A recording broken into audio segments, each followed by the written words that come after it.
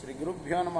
శ్రీ మహాగణాధిపతి నమ. శ్రీ సరస్వతి నమ. భద్రారా భాగవతం చెప్పుకున్నాం. ఇందులో భాగంగా నేటి వరకు 3 స్కందాలు పూర్తి చేసి 4వ స్కందాన్ని 28 భాగాలుగా చెప్పుకున్నాం. ఈ రోజున 29వ భాగాన్ని చెప్పుకునే ముందు వ్యాసభగవాన్ని ప్రార్థన చేసుకుందాం. వ్యాసాయ విష్ణురూపాయ వ్యాసరూపాయ విష్ణవే నమో వై బ్రహ్మనిధయే వాసిష్ఠాయ నమో నమ. సమర్థద్గురు సాయినాథ్ మహారాజ్కి జై. ఈ విధంగా ధ్రువుడు నారాయణాస్త్రాన్ని సంధించగానే ఏ విధంగా అయితే జ్ఞానం ఉదయించగానే అజ్ఞానం సమసిపోతుందో అదేవిధంగా యక్షుల మాయలన్నీ కూడాను క్షణంలో చెదిరిపోయాయి. కారు చీకట్లు కాస్త వెలుగు వచ్చింది. ఆ చీకట్లు పోయి వారింపశక్యంగాని పరమశ్రేష్టమైన ఆ నారాయణాస్త్రం నుండి బంగారు కాంతులు గల అంచులు, రాయంచ రెక్కల వంటి రెక్కలు గల వాడి బాణాలు వేళ కొలది పుట్టి అడవిని చుట్టిన దావాగ్ని జ్వాలల్లాగా భయంకర ధ్వనితో శత్రు సైనికులపైన వచ్చిపడ్డాయి. అలా వచ్చిన బాణాల వర్షం దేని నుంచి వచ్చినవి? నారాయణాస్త్రం నుండి. రాక్షసులను వికలాంగుల్ని చేసేశాయి. వారు రెచ్చిపోయి పెద్ద పెద్ద కత్తులను చేతుల్లో ధరించి గరుత్మంతుణ్ణి ఏ విధంగా అయితే సర్ప సమూహాలు ఎదిరిస్తాయో ఆ విధంగా ధ్రువుణ్ణి ఎదుర్కొన్నారు. అప్పుడు ధ్రువుడు పదునైన భయంకర బాణ సమూహాలని ప్రయోగించి యక్షుల పాదాలని, పిక్కల్ని, తొడల్ని, మెడల్ని, చేతుల్ని, పొట్టల్ని, చెవుల్ని ఖండించాడు. కళ్ళను పెకిలించాడు, పొట్టలను చీల్చాడు. సూర్యమండలాన్ని భేదించుకొని యోగులు పొందే ఉత్తమ లోకానికి వారిని పంపించాడు. ఈ విధంగా చిత్రదురైన ధ్రువుని చేత సంహరింపబడిన వారు నిరపరాధులైన యక్షుల్ని చూసి, అంటే అందులో అపరాధులు కొంతమంది, నిరపరాధులు కూడా ఉంటారు. ఎవరైతే వాళ్ళ తమ్ముడిని చంపారో కొంతమందే ఉంటారు, అందరూ ఉండరుగా. కాబట్టి కొంతమంది నిరపరాధులు కూడా చచ్చిపోయారు. అందువల్ల ధ్రువుని తాత అయిన స్వయంభవ మనువు ఋషుల సమూహంతో కూడి వచ్చి ధ్రువుడితో, బిడ్డ, తప్పు చేయని యక్షరాక్షసులను తీవ్రమైన కోపంతో నువ్వు వధించావయ్యా. ఇది నరక కారణం అవుతుంది. ఆగ్రహం ఎప్పుడు కూడా దాన్ని చాలించు. తమ్ముడి చావుకి పరితపించి నువ్వు చేస్తున్న ఈ ప్రయత్నాలను విరమించు అని అన్నాడు.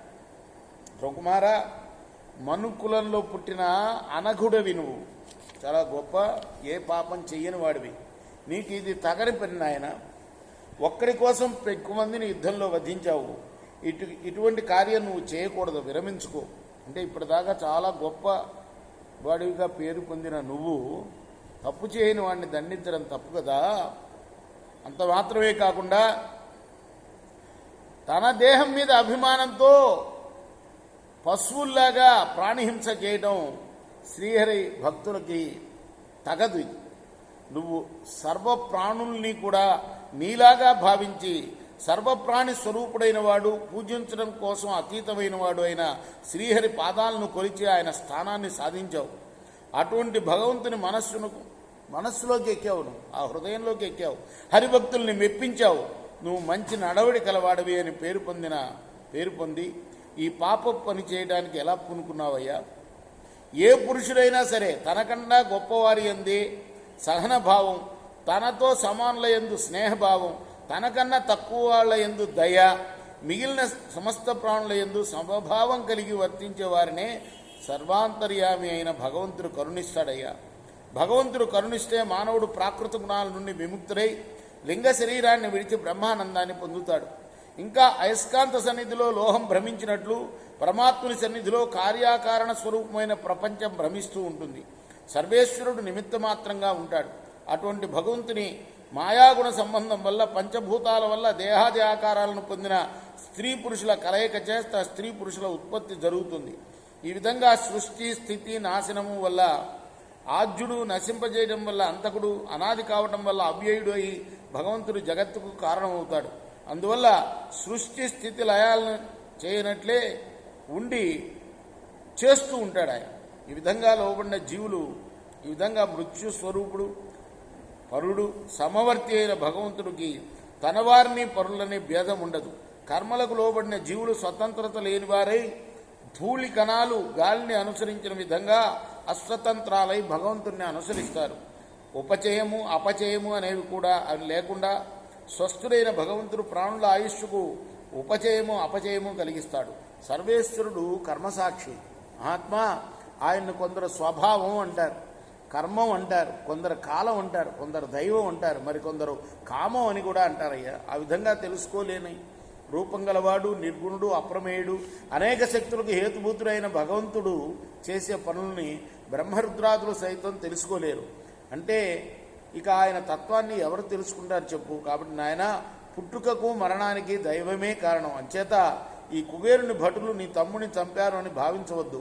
భూతాత్మకు, భూతేశుడు, భూతభావనుడు, సర్వేశ్వరుడు, పరాత్పరుడు అయిన భగవంతుడు తన మాయ చేతనే సృష్టి స్థితి లయాలను చేస్తూ ఉంటాడు. అంతేగాక అహంకార రాహిత్యం వల్ల గుణకర్మలకు అంటరాని వాడై ఉంటాడు.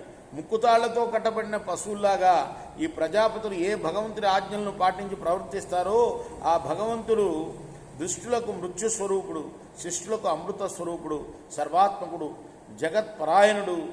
ఆ భగవంతుణ్ణి అన్ని విధాలా నువ్వు శరణబొందు నాయన.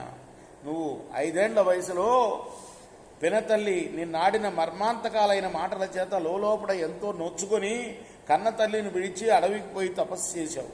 అచ్చమైన భక్తితో భగవంతుని పూజించి గొప్ప విభూతి కలవాడవై ముల్లోకాలకు పైన ధ్రువపదాన్ని పొందావు.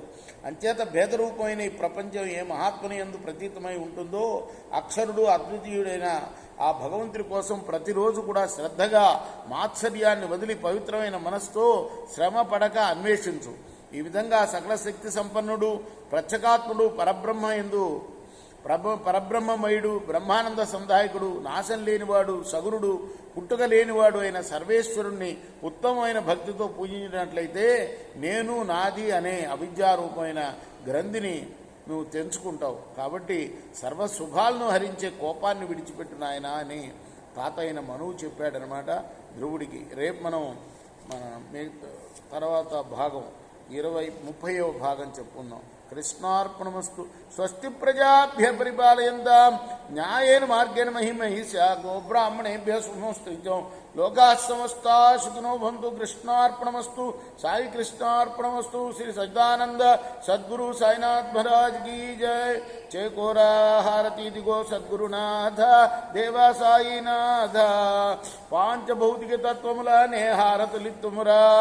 నిర్గుణం మగు స్థితే వీడి ఎట్లి ఆకారం పొందిదివో సాయిరాం. సర్వము నిండిన నీవే ఇంకరు ఉంటివి తల్లివలే.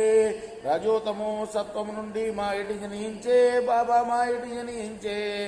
ఆ మాయ నుండి వేరే మాయ ఏ తీరుగా వచ్చే.